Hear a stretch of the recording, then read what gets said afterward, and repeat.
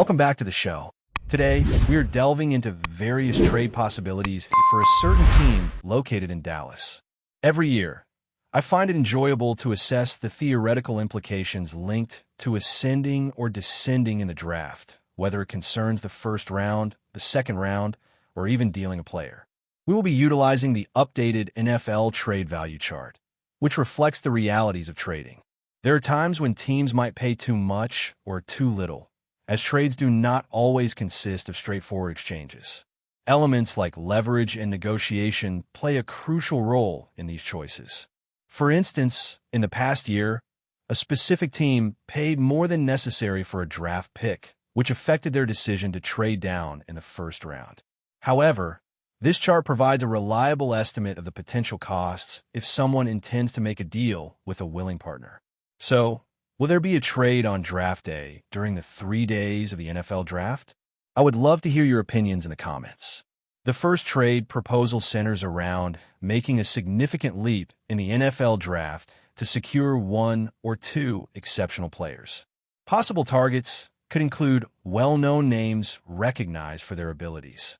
Moving up to the fourth pick seems to be the most realistic path, mainly requiring a future selection. The situation can get intricate as different teams attribute various values to future picks. To advance from the 12th pick to the 4th, it may be necessary to present this year's first-round pick along with 2 second-round selections. This trade would represent a slight bargain compared to a previous deal involving an exceptional player, enabling the acquisition of one of the mentioned targets. One player stands out as particularly interesting, given his ability to perform in 2 distinct positions, though overall, this scenario appears somewhat improbable. Raising the discussion a bit, the second alternative to be considered is quite interesting. It is important to note that the team has not made moves in the first round since 2012. If the intention is to trade for a player who is falling down the draft board but is still considered one of the top 5 on their list, you could move up to the 12th spot by renouncing your third-round pick.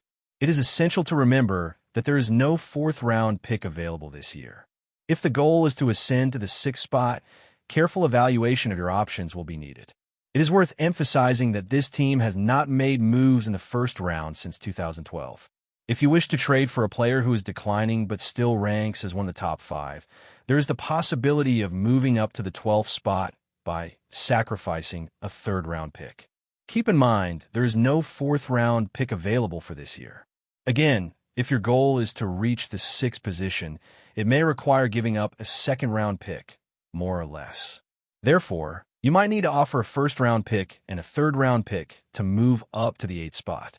A player like Mason Graham may fall, or you could feel an urgent need to select a player like Ashton Jenney or T-Mac, or even an offensive lineman like Will Campbell.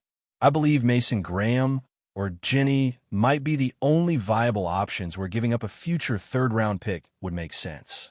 However, it is worth mentioning candidates for different trade scenarios here. Philosophically, in general terms, what is your preference? Trade down or trade up? What approach do you tend to use in the draft?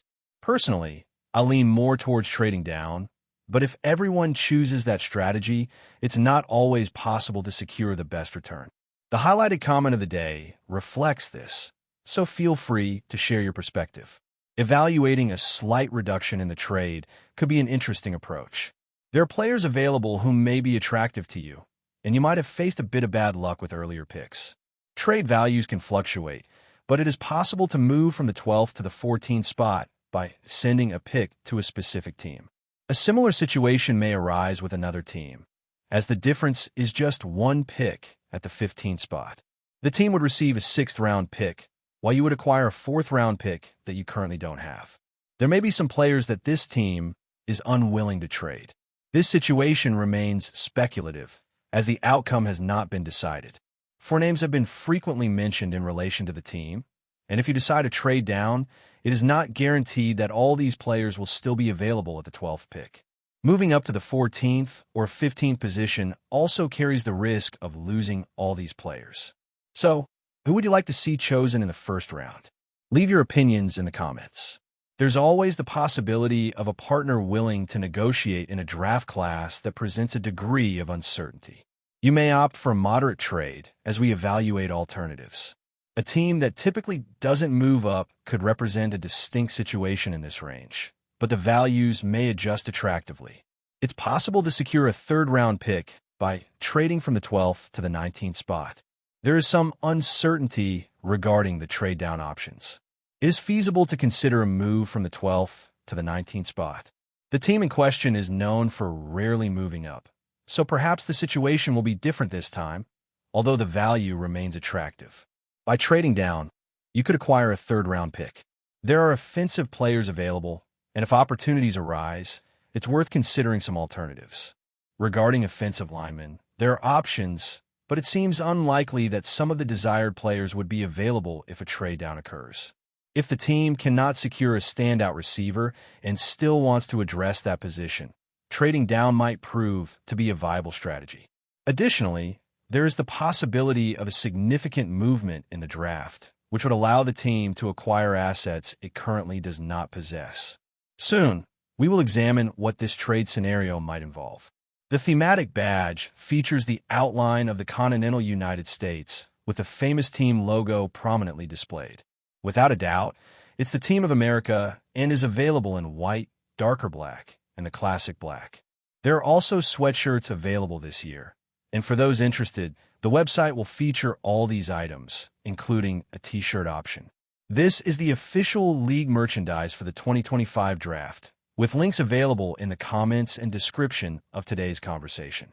Now, let's analyze the approximate value of trades and some ideas. The team could move down from the 12th position to the 23rd pick. This would represent a significant drop, but would provide a second-round pick among the 55 group picks, which holds considerable value. However, as mentioned earlier, there's a risk involved. The players that were attractive at the 12th spot may no longer be available at the 23rd pick. Nevertheless, moving down in the draft offers the chance to acquire a high-value draft pick. In a previous meeting, we addressed offensive targets, and now it's time to focus on defensive options. Think of this as choosing your favorite ice cream flavor. It seems that at this point, the cornerbacks might have already been selected. An alternative to consider is the defensive lineman, Derek Harmon, and if Walter Nolan is to your liking, that's also a valid pick. Shamar Stewart and Mike Green might still be available, but there's no guarantee they will still be around.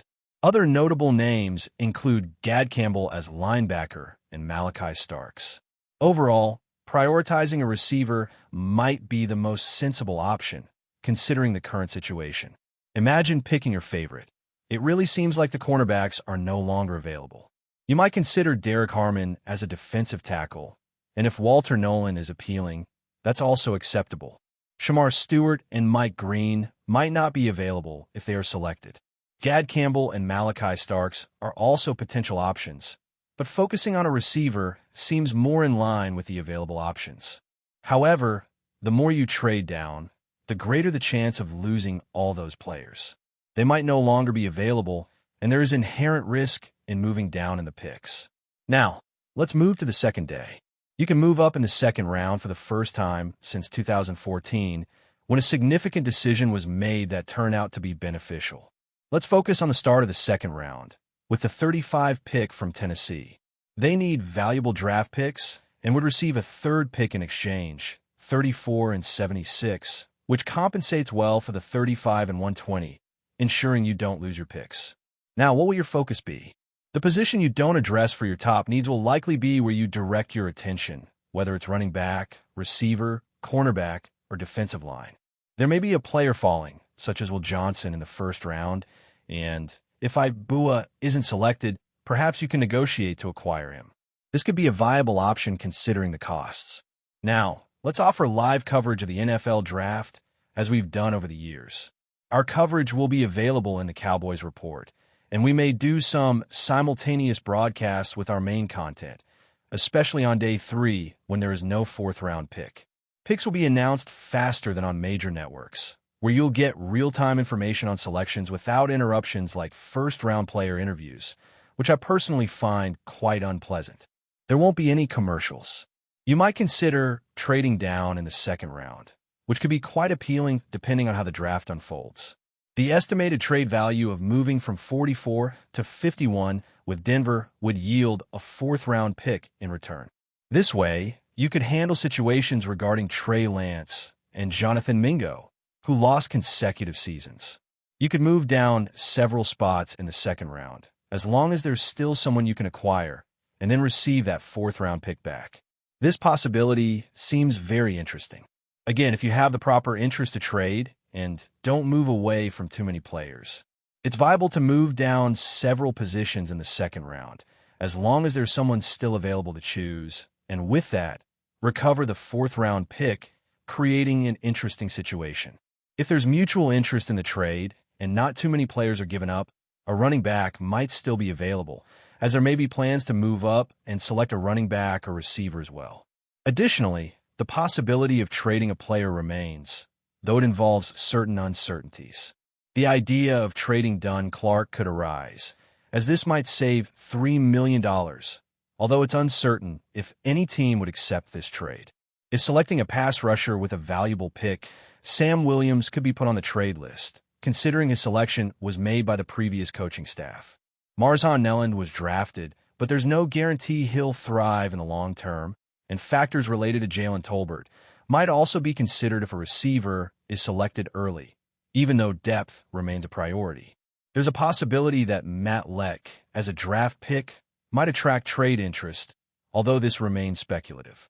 Moreover, there's a preference for using day 3 picks to acquire established veterans, as these deals tend to be more successful for the team, especially when they bring more reliable acquisitions compared to higher-risk picks that haven't yielded positive results. Salary cap space may also be available if the player in question is more expensive. Based on the identified needs, a player could be added without the need for a trade.